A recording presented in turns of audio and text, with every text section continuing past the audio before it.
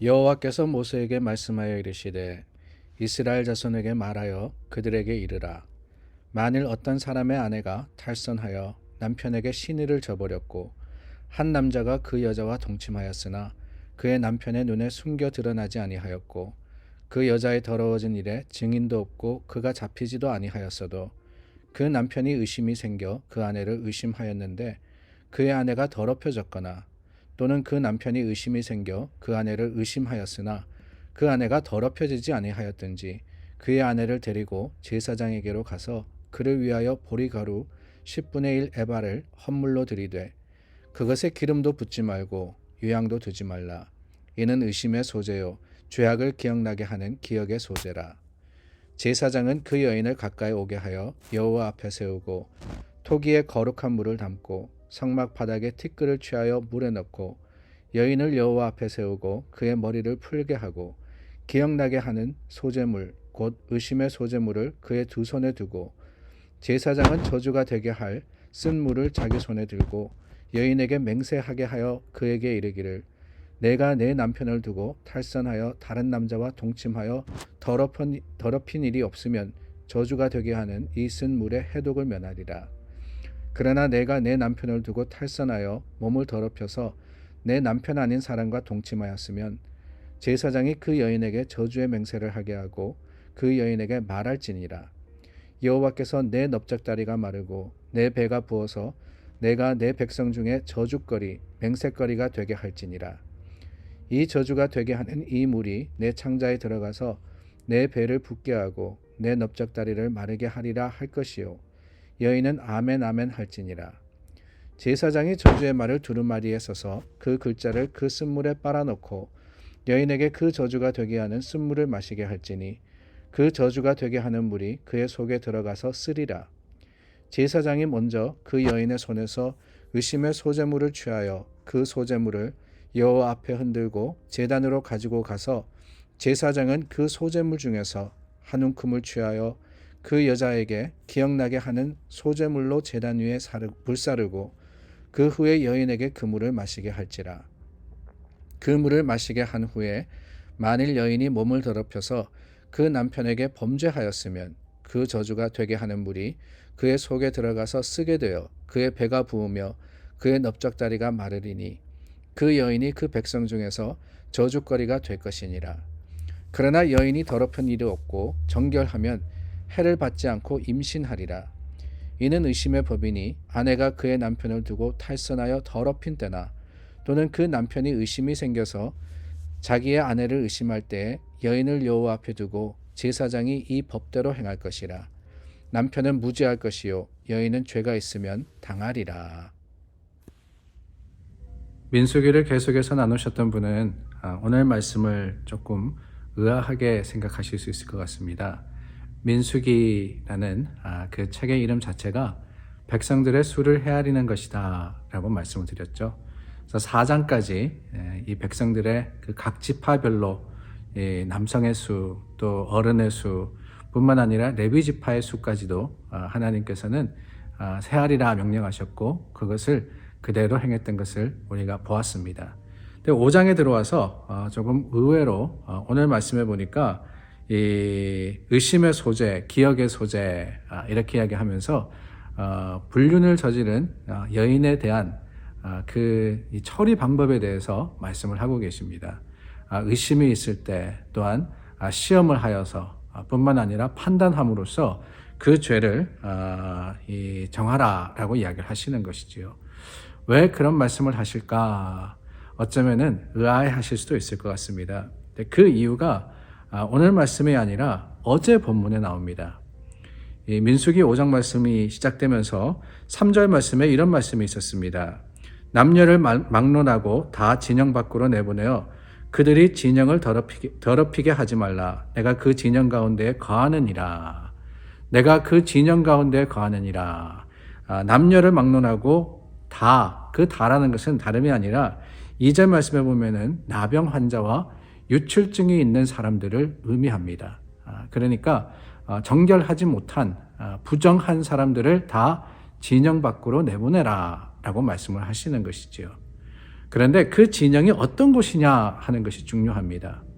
하나님께서 진영 밖으로 내보내라고 하시는데 그 진영은 바로 내가 그 진영 가운데에 거하느니라. 내가 그 진영 가운데 거하느니라. 하나님의 임재가 이스라엘 가운데 있기 때문에 이스라엘은 그 가운데서 부정한 모든 것들을 제하여야 된다라고 하시는 거예요. 레위기가 규정하는 부정한 것, 그 중에 나병 환자, 유출증 환자 이런 환자들이 있지 않습니까? 피라는 것, 그것으로 인하여서 하나님께서는 이런 병들을 부정하다고 하셨고 거기에 대한 규정을 이스라엘에게 명령하셨습니다. 그럼으로써 하나님의 임재가 이 이스라엘과 함께 하실 때 부정한 모든 것들이 하나님과 함께 할 수 없다. 그러니까 coexistence 할 수 없다는 거예요. 공존할 수 없기 때문에 하나님은 이들을 내보내라 라고 명령을 하시는 것이죠. 그렇습니다. 하나님은 거룩하신 분이십니다. 거룩하신 분이시기 때문에 부정한 것과 함께 하시지 못하시는 분입니다. 우리가 성경 말씀을 쭉 읽지 않습니까? 레위기, 민수기, 신명기 쭉 가는데 거기에 보면은 까다롭고 또한 복잡한 규정들이 있습니다. 하나님께 어떻게 제사 드릴 것이냐, 또한 하나님께 어떻게 나아갈 것이냐, 성막은 어떻게 관리하고 이스라엘 백성들은 어떻게 행해야 할 것이냐, 예배서만이 아니라 삶의 그 작은 부분에 이르기까지 이 이스라엘 백성들이 해야 할 일들을 기록하고 있는데 그 이유가 뭐냐? 그 궁극적인 이유는 다른 게 아닙니다. 그들이 거룩함으로써 하나님과 함께 할 수 있도록 하시려고 하는 거예요. 거룩하신 하나님, 그 거룩하신 하나님이 죄 가운데 있는 사람들과 함께 하지 못하기 때문에 그 죄를 없이 하는 방법, 또한 부정한 것을 정결하게 하는 방법을 가르쳐 주시는 겁니다. 그래서 단순히 우리는 이 말씀을 가지고 환자들을 쫓아냈다, 참 매정하다 라고 생각해서는 안 돼요.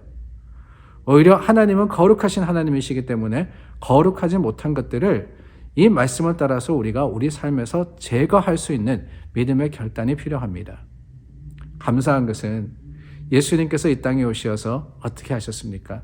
예수님의 사역에 보면은 이 혈류증 있는 여인을 고치신 사건이 있고 또한 나병 환자들을 낫게 하신 사건들이 있습니다. 이 땅에 오신 예수님, 이 땅에 오신 하나님께서 그 죄 가운데 또 부정한 사람들을 고치심으로 낫게 하심으로써 정하게 하신 것, 그게 바로 구원의 역사 아니겠어요? 예수님은 사랑으로 우리를 구원하러 이 땅에 오셨습니다. 그 구원의 역사를 말미암아 부정했던 우리들, 죄 많았던 우리는 이제 예수님의 보혈로 죄 씻음을 받았습니다. 이 놀라운 사건 가운데 그 언더스탠딩을 가지고, 그 이해를 가지고 오늘 말씀을 우리는 봐야 하는 거예요. 오늘 말씀을 그냥 보면은 여성에게 굉장히 부조리하다, 불합리하다라고 느낄 수 있습니다. 그러나 여러분, 우리를 사랑하시는 하나님, 거룩하신 하나님의 입장에서 말씀을 보자면은 그런 것도 아니에요. 이 말씀 속에서 우리가 깨달아야 하는 두 가지가 있는데, 첫 번째는 그 대상이 여성이었지만은 이것은 여성에 국한된 문제는 아닙니다. 불륜이라는 것, 부정이라는 것을 정할 때 여자 혼자서 하는 게 아니잖아요.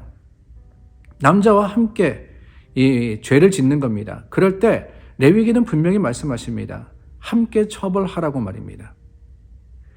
그 당시 사회가 가부장적인 남성주의적인 사회였기 때문에 남자의 입장에서 하나님께서 말씀을 하셨지만은 사실은 죄에 대해서는 남녀 구별이 없다는 거죠. 여자만 죄에 대해서 판단받고 정죄받는 게 아닙니다. 남자도 책임이 있다라는 것을 우리가 첫 번째로 이해해야 되고요.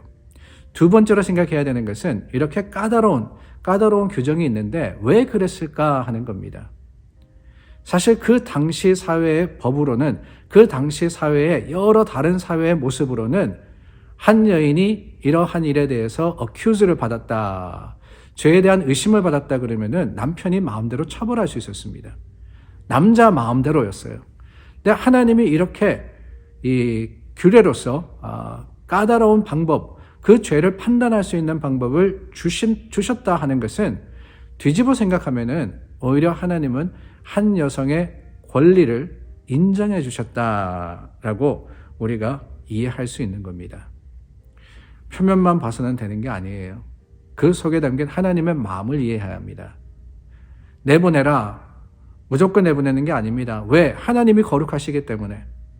그 거룩하신 하나님이 죄와 함께 하실 수 없지만은 또한 그렇기 때문에 죄의 용서를 위해서 독생자 예수님을 이 땅에 보내신 거예요. 우리는 말씀을 보면서 이 하나님의 마음을 먼저 이해해야 하는 겁니다. 하나님을 알게 될 때 또한 그 말씀도 우리 삶의 살아 역사하심을 기억하고 오늘 말씀 묵상하시는 여러분들 되시기를 바랍니다. 기도하겠습니다. 참 좋으신 하나님, 하나님의 사랑, 그 거룩하심을 다시 생각하는 아침입니다.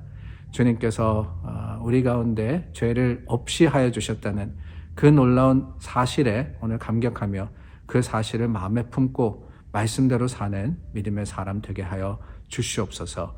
예수님 이름으로 기도드립니다. 아멘. 오늘도 믿음으로 하루를 시작합니다. 믿음의 승리를 거두시는 여러분들이 되시기를 바랍니다.